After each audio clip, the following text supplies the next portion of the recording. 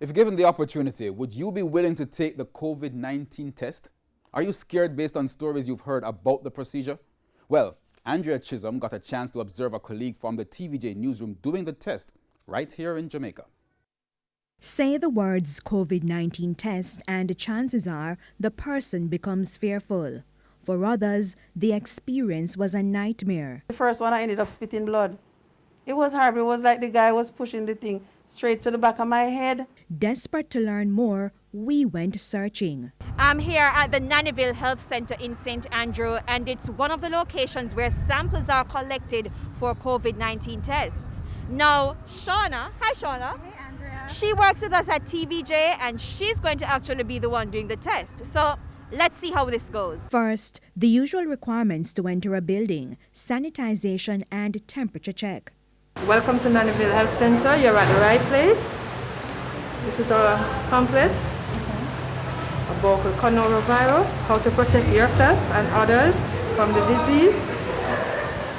And These are some numbers you can call if you have any other concerns. Shauna then registers and moves to a screening area.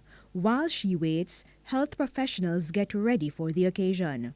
So we're in the donning and doffing room. It's basically where the nurses and doctors put on and take off their personal protective equipment. Hand washing regime out of the way, the process begins. Putting on gowns, hairnets, goggles, N95 masks, gloves, and even overshoes.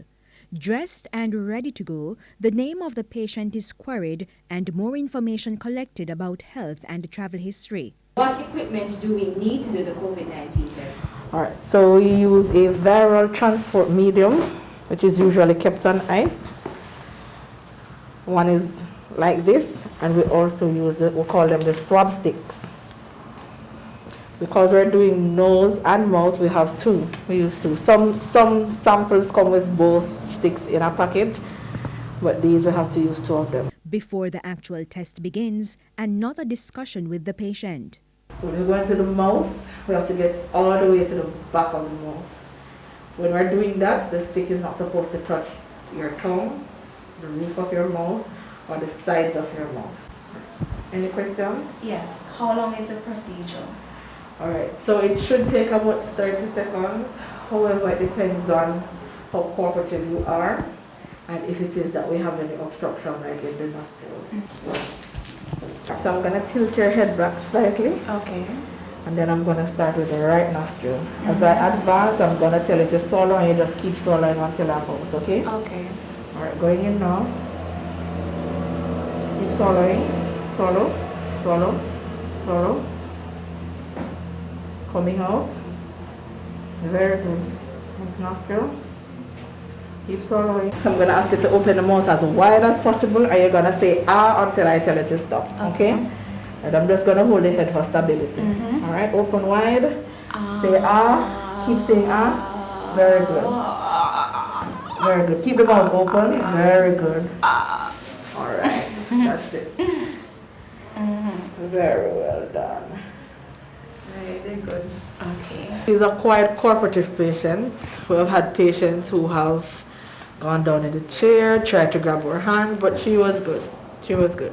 I was a little nervous at first, but it wasn't as bad as I anticipated.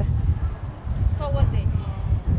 It was painless. It was more of an uncomfortable, unusual feeling. So, is there a reason to be scared when a sample is being collected for a COVID-19 test? We have to take a specific route.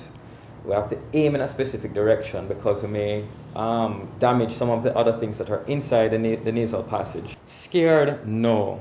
You'll naturally have an apprehension about it, but not really to be scared because the doctor or the sampler really does take the time.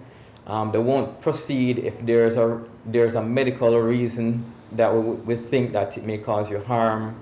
So it's not really to be scared because you're trusting your health with us, and we take that with pride and with care. In the end though, Shauna had no bleeding. As for the COVID-19 test result, well, it was negative. Andrea Chisholm, TVJ News.